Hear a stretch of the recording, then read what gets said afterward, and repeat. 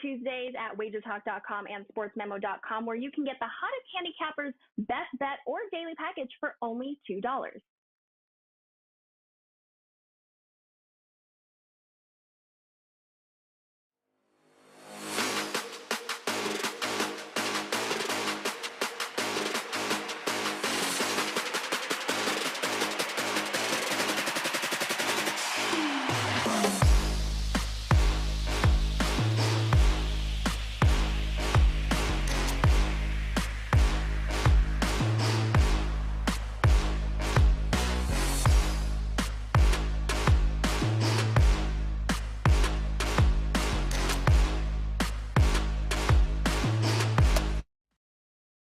Guys, welcome in on a very happy, what is today? 1, 2, 3, Tuesday, I think. Yes, it is, in fact, Tuesday. The 24th of January. Kind of crazy. We're almost into February here, but we've got plenty of college basketball ahead of us here right through March. It's going to be a hell of a lot of fun sorting this out before we get to March Madness, as more great conference matchups tonight. We're going to break down a few of them for you. Already in many of these, the big conferences, some head scratching going on. The mid-majors, boy, oh boy. I mean, anybody that watched Nevada last night, New Mexico, we had a ball with that game. So tonight we'll see if we can find a couple of spots that we like, and we'll do it, of course, with three of the best at WagerTalk and or SportsMemo.com, as we welcome back in Marco D'Angelo in the house, as is Rob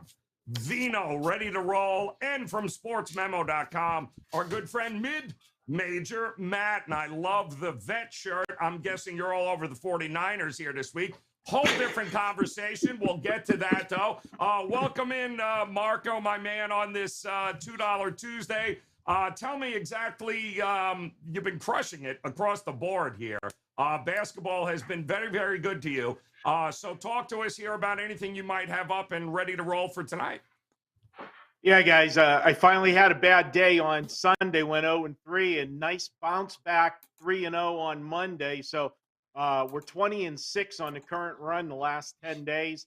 And tonight I've got so far up my NBA underdog game of the week, 4% play. I'll be adding some college basketball a little later this afternoon, and you can check that out over on my homepage at WagerTalk.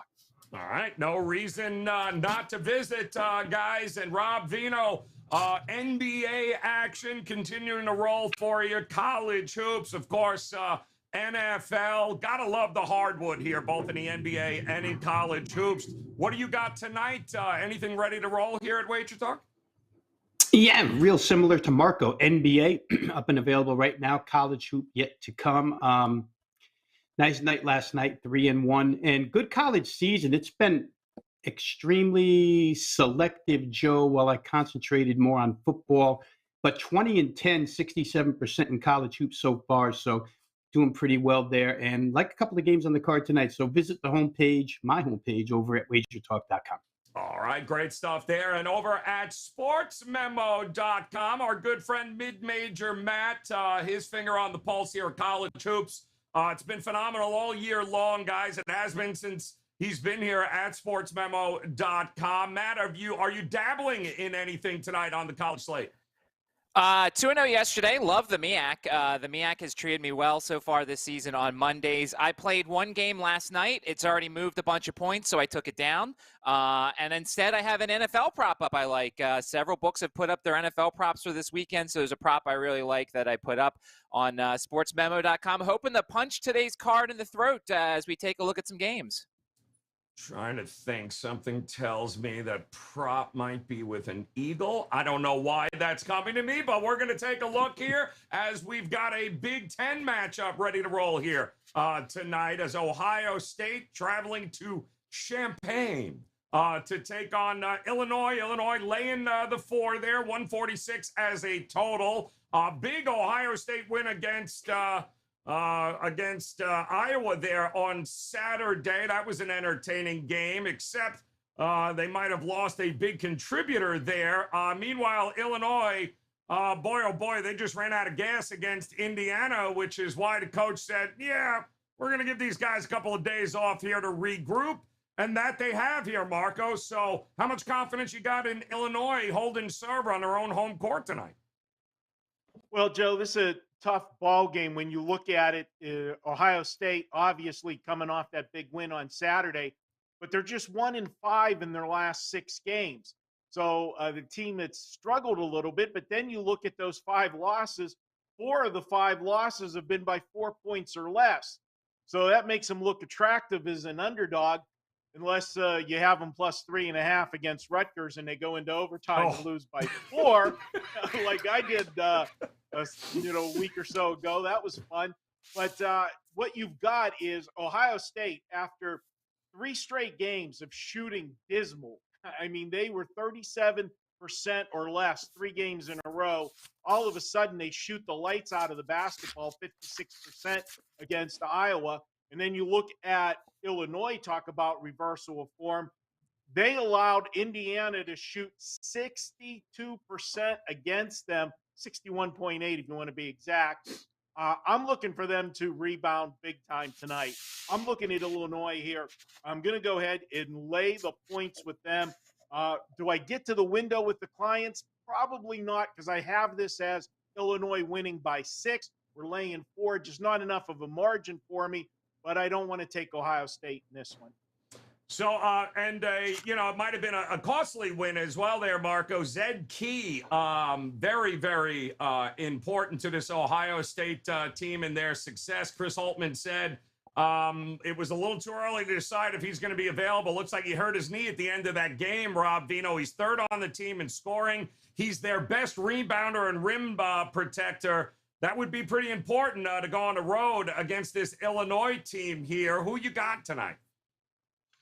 Yeah, and especially since Illinois' front line is so huge, Joe, right? Michael Mayer, Hawkins, Danger, these guys are all 6'9", 6'9", 6'10".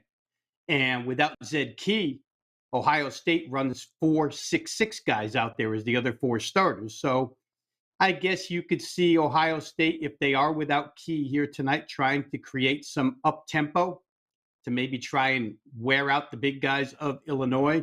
I don't know if that'll work so much, though. If you can't rebound, you would have to shoot lights out again in that scenario or get a bunch of turnovers. So kind of like the fundamental matchup here for the Illini.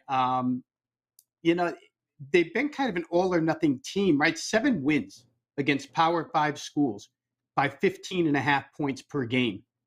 5 losses against Power 5 schools by 13.2 points per game. So either you're really, really good or you're really, really bad. To your point, Joe, about Brad Underwood, who said his team was mentally and physically fatigued in that Indiana game. They missed 14 free throws. They missed 13 layups. And like you said, they've had 4 days off. Scheduling does help them if you consider rest, because for Indiana, it'll be the 4th game in the last 9 days, 3 of those on the road. I kind of like the Illinois side here. I got burned by them against Indiana because they had won 4 straight against the spread and really looked like they were turning things around with this, Big 12 transfer lineup that they have. But I think they'll get the job done here tonight. Big Ten's a very, very competitive league, and I think Underwood will have his troops ready. Yeah, and, Matt, home court advantage has, it's certainly in some spots here. I would say the Big Ten right up there as you got to take it into consideration. Some of the mid-major programs that you've seen, some home courts, you got to consider. Others, you're like, it really doesn't make a damn bit of difference here. How do you approach this game with Ohio State coming to Champaign? Yeah, I mean, I think anything you place in this game is based off a key. I mean, it's just, Ohio State in all their games have been out. All their losses, they've been out rebounded. The problem is with Illinois, you're going to know pretty much, as Rob just said, every game except for 2 have been decided by 9 points. Only 2 games have been decided by 9 points or fewer with Illinois. So you're going to know early on, it feels like, how they're doing. And, one of the things that's kind of been a little concerning with them is without Sky Clark, even though he is a freshman, like it feels like at times they're just playing without the point guard. And they kind of feel like, they don't have a direction. And they've got 2 freshmen who are trying to fill in for them, but at times they seem a little bit overwhelmed. So I would wait as close as possible to see if Zed Key's going to play. If Key does play, there might be some value for Ohio State. If he doesn't, the lean would probably be to Illinois. And I can tell you that line is going to move too as well. So it'll be interesting to see how that works out. Illinois hosting Ohio State tonight, always a fun one. Let's move on. I believe we've got a couple of Big 12 matchups. The conference that is gaining an awful lot of headlines this season here is Iowa State at home laying 5 against Kansas State. 135.5. I'm still trying to figure out how I didn't have Oklahoma State the other night, but that's a whole different story, Marco. Talk to me here about Iowa State. Tough loss, but boy, oh boy, we know they're going to bring one thing, and that is defense. Are you looking at a total here or a side? Now, I'm looking at the side in this one, Joe, and, I got to give Kansas State some credit, to start with. They had every license on Saturday to come up flat as a pancake. Tuesday night, they played their arch rival, Kansas. Game went to overtime. They got the W, almost a storm the court type game there. So they could have, come up flat on Saturday against Texas Tech. To give them credit, they played a good game, shut down defense. They only allowed Texas Tech 32% shooting from the floor in that 10-point win, 68-58. But now they got to go out on the road. And this is a troublesome spot for them because not only do they got to go out on the road here, but then Saturday we've got that Big 12 SEC challenge going. So, you've got that mid-season break from conference play to play that one SEC foe. So they could come up a little flat here. Maybe it's a one game delayed on the flatness for them. And then I look at Iowa State. They're returning home, looking to bounce back. And they came up flat against your Oklahoma State team on Saturday. And I got to ask you, why didn't you have Oklahoma State? You want to talk about, a sandwich spot. They were coming off 2 games ago. They played Kansas and took them to the limit. Only losing by 2 in Kansas, come back home and took care of business against Texas after playing Kansas and Texas, then to play, no disrespect, but stepping down in class to Oklahoma State. That was definitely a flat spot for them, and they showed it. I look for them to bounce back tonight. You got Kansas State coming to town. After that big win, you got to know they're not going to take Kansas State for granted. I look for them to get the job done. And I got a little stat for you. Iowa State, when off a road loss of 3 points or less, and they are returning home, the last 24 times they've been in this situation, Iowa State is 19-5 against the spread. That's going to put me on Iowa State. Lay the points in this one. All right, liking the home team in this one. Matt, how about it? Defense wins, right? Is this a first 1 to 60 wins kind of game, or you expect a little something different here? Well, it feels like obviously Iowa State being the home team, they'll set the pace here. Usually in a fast versus slow, you go with the home team to kind of be able to set that situation. I mean, you look at Iowa State outside of a couple random games against, cupcakes, they really don't play fast games because that's not their style. They have a team that wants to be more methodical. The thing I'm kind of looking at here is Iowa State in conference play is fouling a hell of a lot. And, Kansas State gets to the line a lot. And so I think that's something that could be an advantage for Kansas State in this game. They're third in conference in free throws attempted per field goals attempted. And Iowa State is pretty bad on the defensive side. And you look, Kansas State can hit their free throws. I kind of a little bit like Kansas State in this one. It's something that won't make my card, but I just think that situationally, and I think Iowa State's defense is being touted, but yet if you look in conference play, teams are shooting 53% from 2 against them. So you can get shots, and people are making shots against them. I think Kansas State's backcourt can do some things in this one. Small lean to Kansas State here as the road team. 7th in defensive efficiency, 1st in the country in turnovers is this Iowa State team, Rob Vino. So what do you think? Does Kansas State, Keontae Johnson there, their leading scorer, he going to get suffocated tonight? You think they can pull through and get the win? You know what? These two guys have covered the point spread aspect of this game pretty well. I'll speak to the total, Joe. And I think you find some pretty glaring discrepancies here that would lead me to over. Iowa State may be slow-paced, but not at home in league play. They're 3-0 over the total at home against Big 12 opponents so far. those totals all hit 145, 139, and 134. What's better than that is that Iowa State themselves at home in conference, 78 points against Texas, 84 points against Texas Tech, 77 against Baylor, averaging 79.7 a game at home. On the road, 62.8. That's a 17-point difference between home road. I think Iowa State just feels more comfortable there. It's the number one three-point shooting team in the league right now. K-State number 2, I think. So at home with the friendly rims off a miserable shooting performance, you would expect Iowa State to keep performing the way that they performed so far at home offensively. Kansas State on the other side, number 1 in tempo. And they've gone on the road, and they haven't been fazed by any road venue where point scoring is concerned. I mean, 3 Big 12 road games, those totals all landed 150 at TCU, 172 in regulation at Baylor. That was in overtime, but let's just count regulation, 172. And 219 at Texas. In those games, KSU puts up 68, 86, and 116. Again, you got 2 of the 3 best, or the 2 best three-point shooting teams in the league. However, I think they ranked 1 and 4 3-point percentage defense-wise, so a little bit of a wash there. I think it's interesting with Noel, the point guard for K-State, who has had defenses designed to kind of focus on him.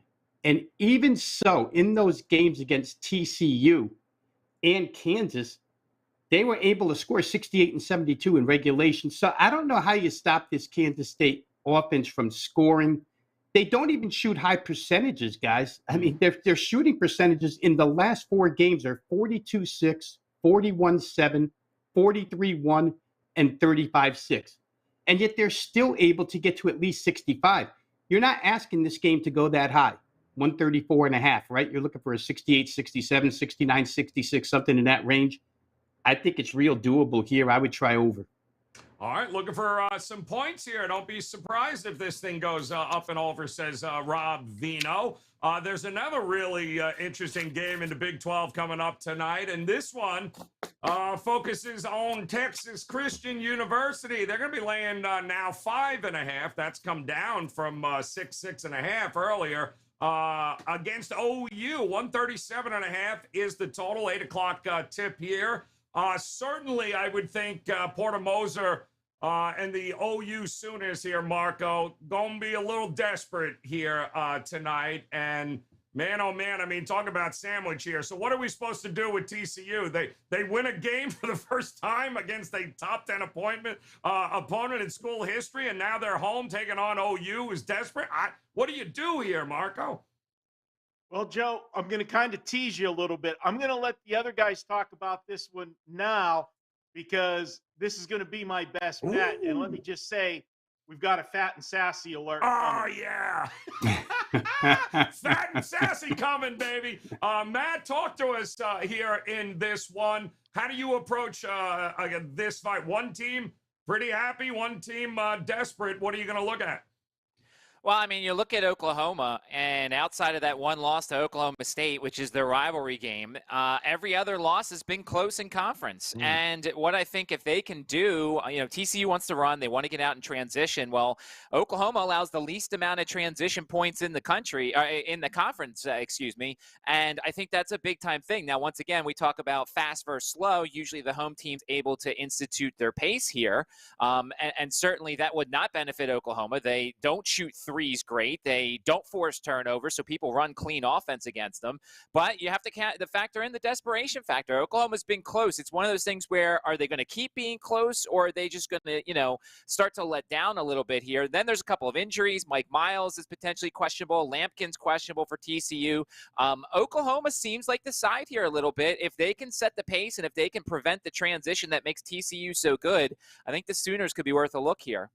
Yeah, I mean, OU, if nothing else here, Rob, they allow the fewest transition opportunities in the conference. So Porter Moser, he's got these guys, they're playing some defense. They've been in a bunch of close games. It hasn't necessarily worked for them in a lot of them, but feels like if they keep this one close, could they pull out the outright upset? Yeah, again, I'll reiterate a couple of the things that Matt said. They've been close in almost every game, right? Mm. 4 losses by a total of 10 points. So right off the bat, you understand that they've had a chance to win a whole bunch of games. And Porter Moser is a coach that everybody respects. So we'll see if he can turn things around. What he's searching for right now, Joe, is offense. Quote from him, looking to create more flow with our offense, because that's where they fall short every single game, right? And they're going to be tested here. Now, the injuries that Matt cited, I mean, if Mike Miles doesn't go, that's a big deal. Obviously, the leader of this team for TCU. But the depth that they have and the ability to come at Oklahoma in waves here offensively on your home court. Again, I'll just repeat what Matt said. Normally, when you see these contrasts in styles, you generally think that over a 40-minute contest, the home team will be able to dictate pace for a majority of that 40 minutes. Somewhere between, 25, 30 minutes should be quicker pace. TCU wants it that way. I don't know if Oklahoma can stop it, but what's great about Oklahoma is, listen, TCU can't shoot threes.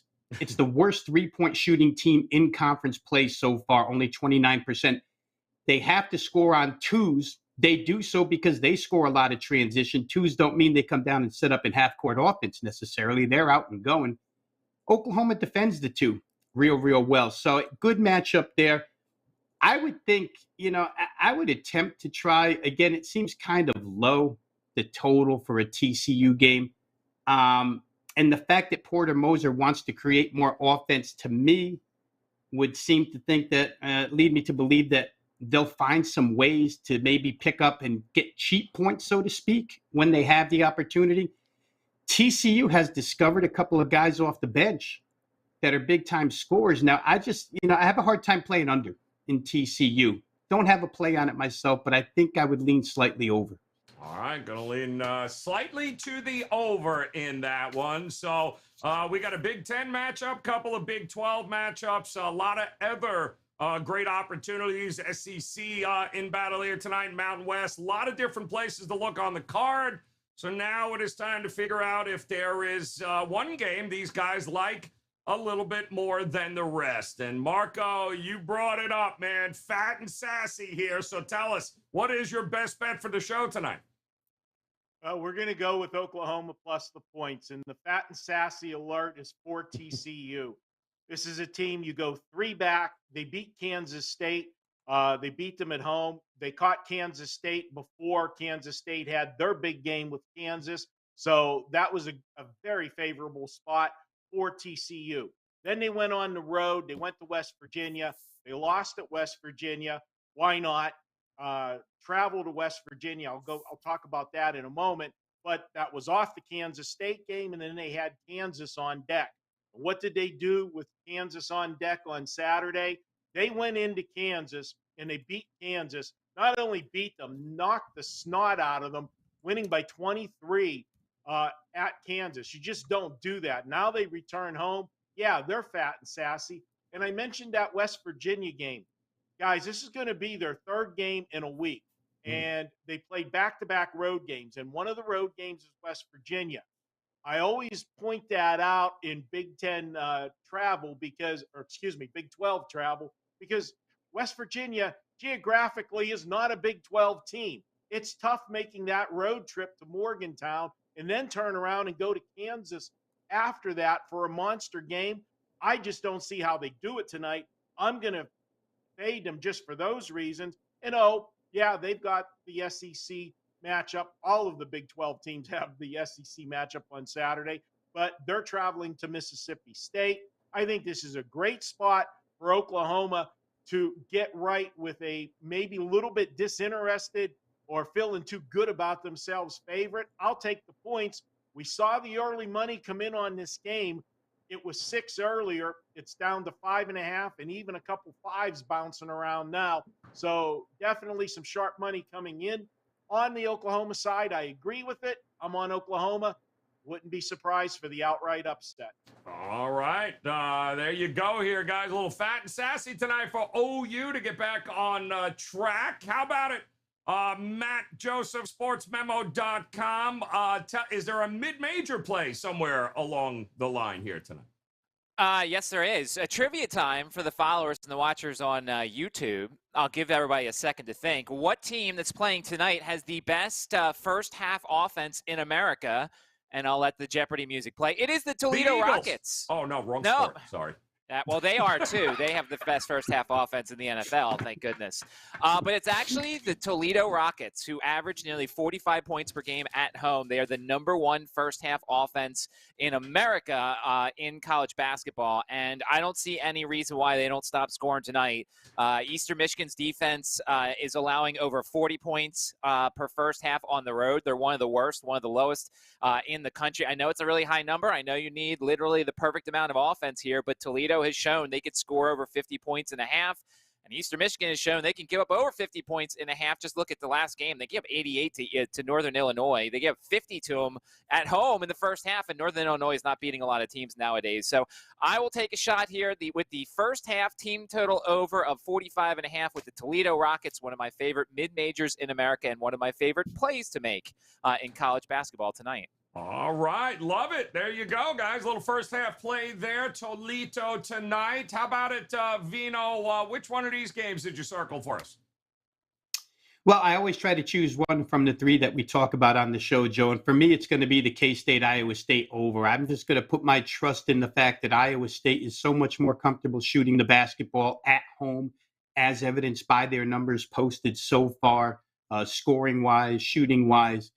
And the fact that K-State, even though they have teams trying to zero in on their point guard to stop him from getting wide open shots for other people as well as himself, they're still able to find their way to high 60s in almost every single game. So again, 134.5 is not a lot to ask. It's built on overall season statistical defense out of Iowa State.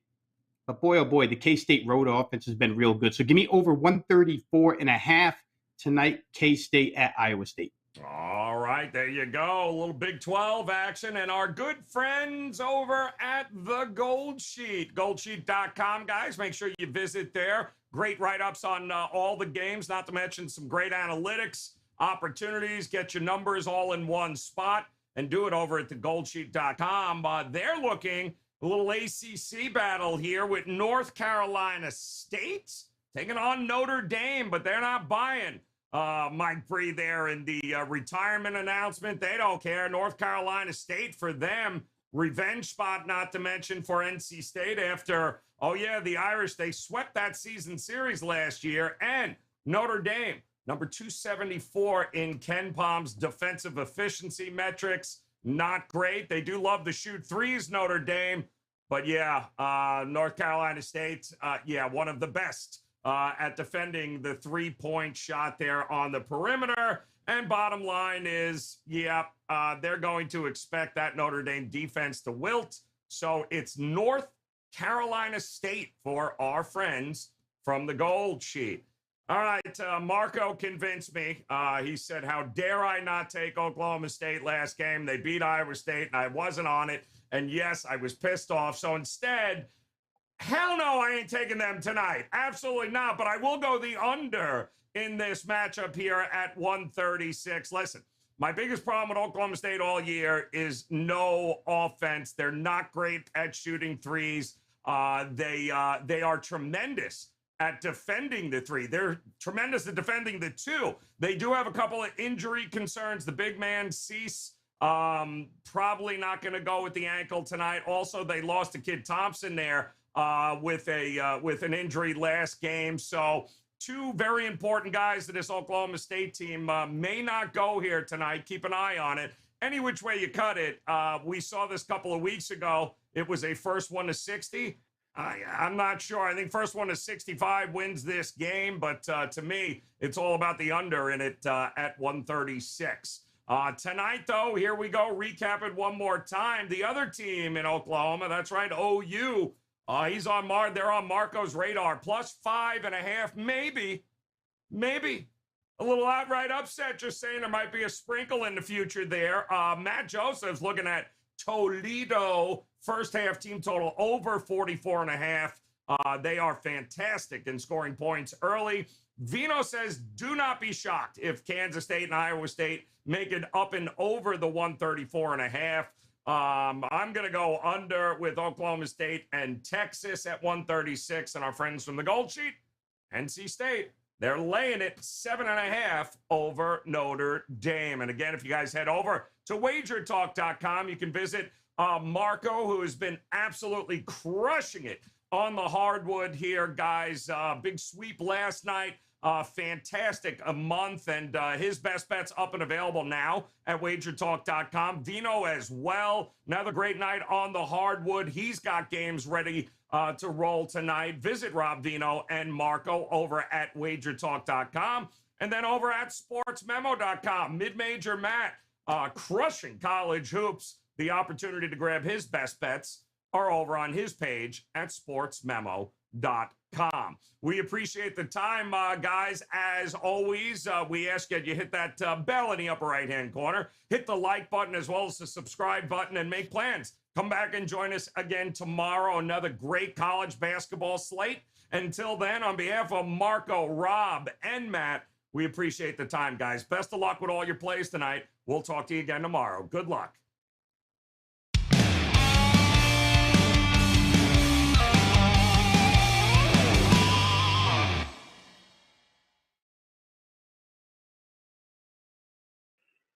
Tuesdays is known as $2 Tuesdays at WagerTalk.com and SportsMemo.com, where you can get the hottest handicappers' best bet or daily package for only $2.